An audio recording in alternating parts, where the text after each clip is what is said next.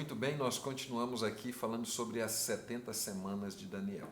E aí eu parei falando sobre fatos ligados ao período da grande tribulação. Pois bem, vamos lá. Reconstrução do templo dos judeus. Então, vai ser reconstruído.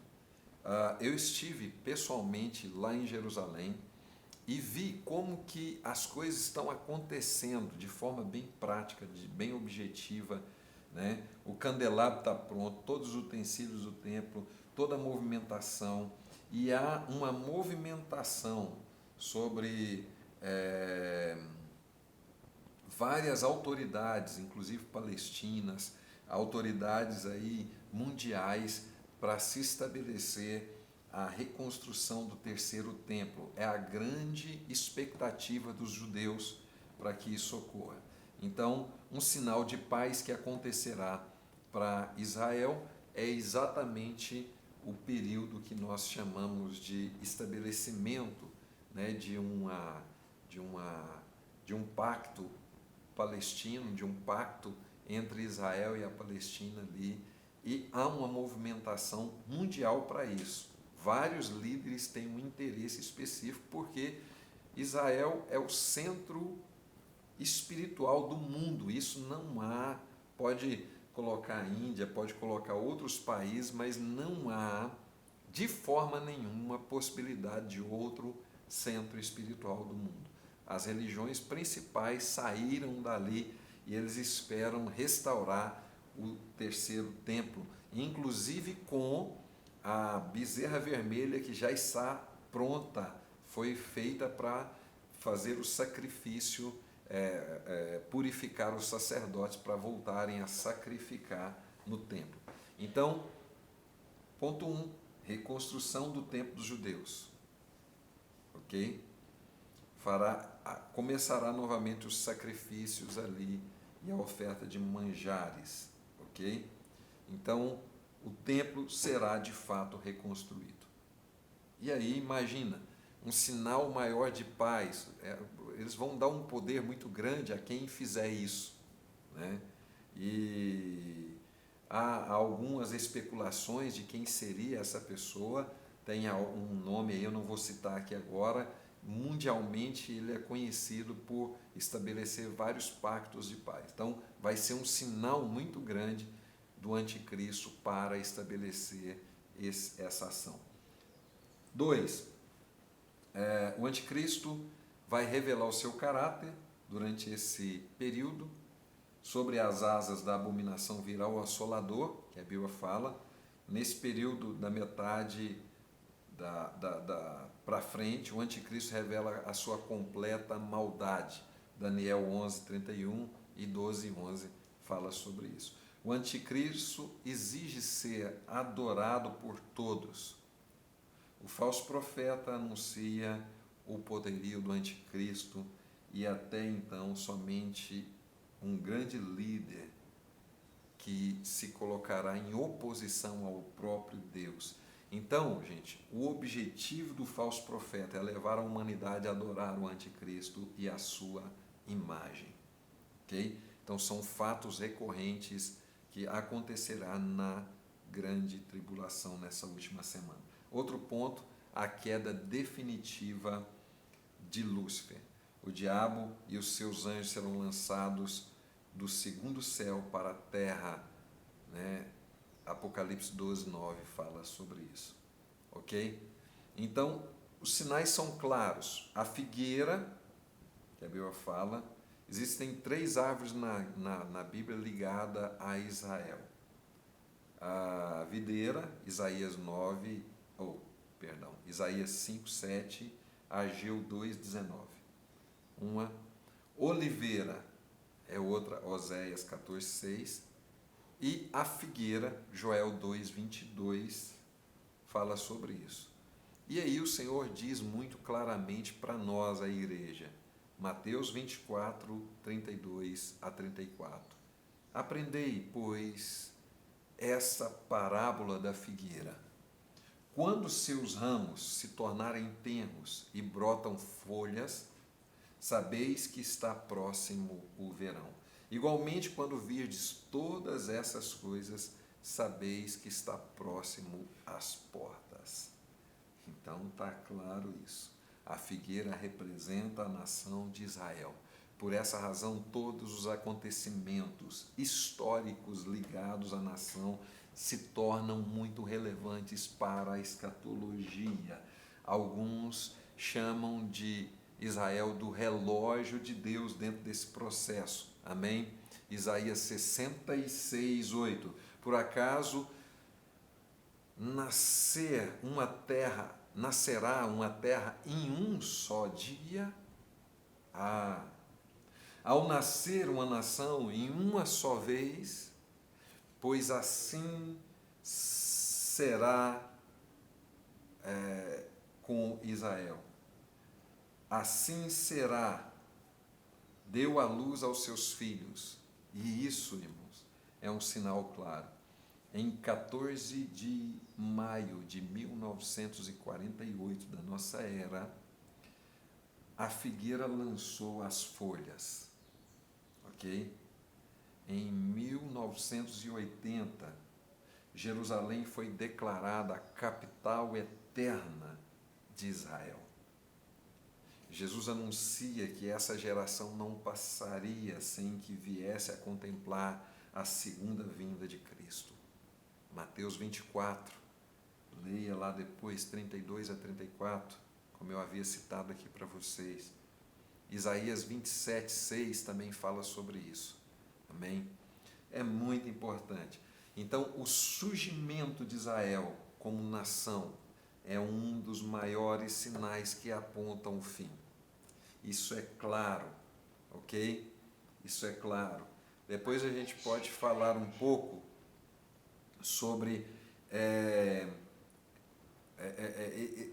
outros sinais. Por exemplo, vou só citar alguns que me veio à memória aqui agora. Eu estive lá no Mar Morto, né? A região toda do Mar Morto ela está revitalizando. Tem peixes, eu vi na água lá peixes.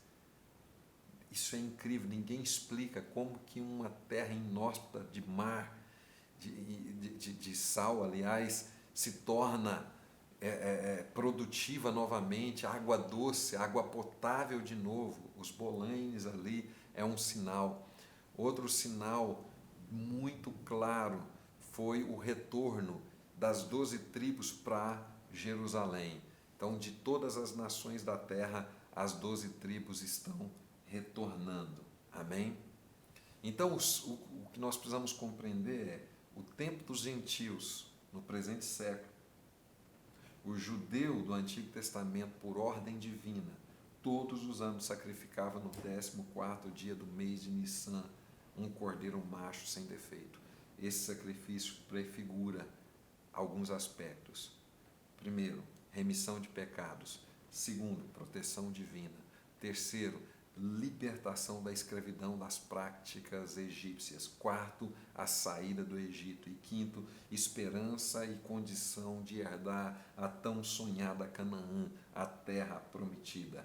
Êxodo 6, 7 e 8 fala sobre isso. Sabereis que eu sou o Senhor, e debaixo das cargas do Egito livrarei, e vos levarei à terra a qual jurei a Abraão, Isaque e Jacó, e darei por possessão. Eu sou o Senhor. Deus provou o seu amor para conosco. Por quê? Porque nos enviou o seu único filho para morrer no nosso lugar. Por meio desse sacrifício, todos os homens foram reconciliados com Deus. Jesus assumiu a condição de cordeiro pascual, foi levado mudo para o matadouro, e o grande mistério da piedade foi revelado ao mundo, e nós fazemos parte disso, você e eu. Escute isso, você e eu faz parte do mistério da piedade. 1 Timóteo 3,16, o Senhor diz para nós: aquele que foi manifesto em carne, foi justificado em espírito, contemplado por anjos, pregado entre os gentios, crido no mundo e recebido na glória. Você pode agradecer ao Senhor por isso? Eu agradeço todos os dias. O presente século é o tempo que Deus separou para salvar os gentios. Amém? Mais de 2000 anos Cristo veio para nos resgatar, formar uma igreja, formar o seu corpo. Hoje, todo aquele que crê pode receber Jesus, confessando seus pecados, tendo remissão desses pecados. 1 João 1,9 fala sobre isso aos nossos corações.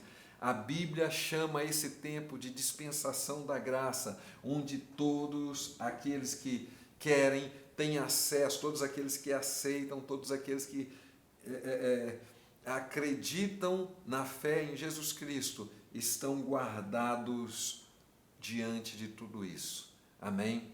Então, o nosso desafio é crer que nós fomos chamados pelo Senhor como igreja. As 70 semanas de Daniel é específico para Israel. Nós não precisamos passar por isso.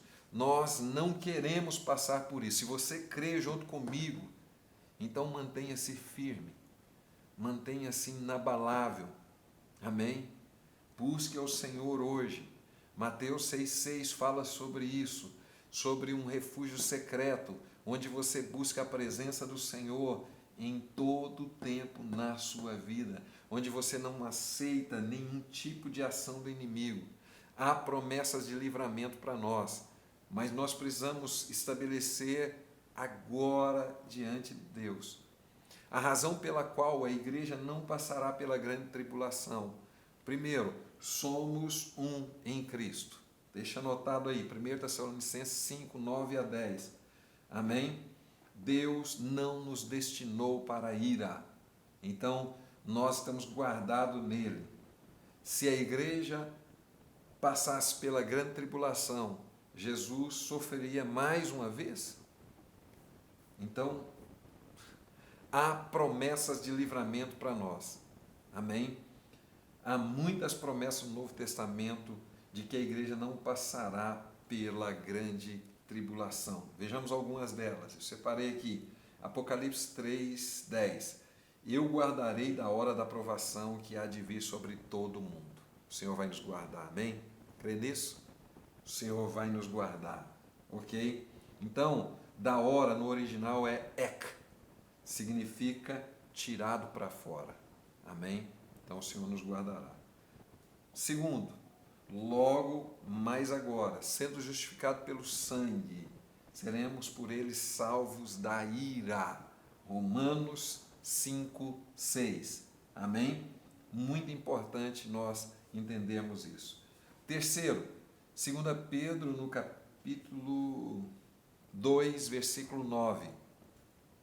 Porque o Senhor há de nos livrar na provação, livrará os piedosos e reserva o castigo aos iníquos no dia, e a palavra dia ali está em maiúsculo, no dia da sua ira. Então o Senhor está falando que Ele está nos preservando, Ele está guardando-nos desse lugar. Estão entendendo isso? Então é muito importante que você saiba que a natureza e o propósito da grande tribulação fica patente aos olhos de qualquer pessoa. Deus nunca permitirá que aconteça nada aos seus filhos, aos seus escolhidos. Amém? Isaías 13, 11. Castigarei o mundo por causa da maldade e os perversos por causa da sua iniquidade. Então, a natureza da grande tribulação. Primeiro, ira. Segundo, julgamento. Terceiro, indignação. Quarto, castigo. Quinto, hora da angústia. Sexto, destruição. E sétimo, trevas. Então, isso depois vocês podem estudar um pouco mais profundo, mas fala sobre uma ira que a igreja será preservada. Então, esse é o nosso momento. Amém? Devemos estar alertas, guardando as nossas candeias cheias de azeite, as nossas vestes brancas, bordadas com os atos de justiça, conforme Apocalipse 19, 8, esperando o dia da vinda do Senhor. Amém? Deus abençoe vocês e a gente continua trabalhando. No próximo a gente vai falar sobre o arrebatamento da igreja e o tribunal de Cristo. Deus abençoe.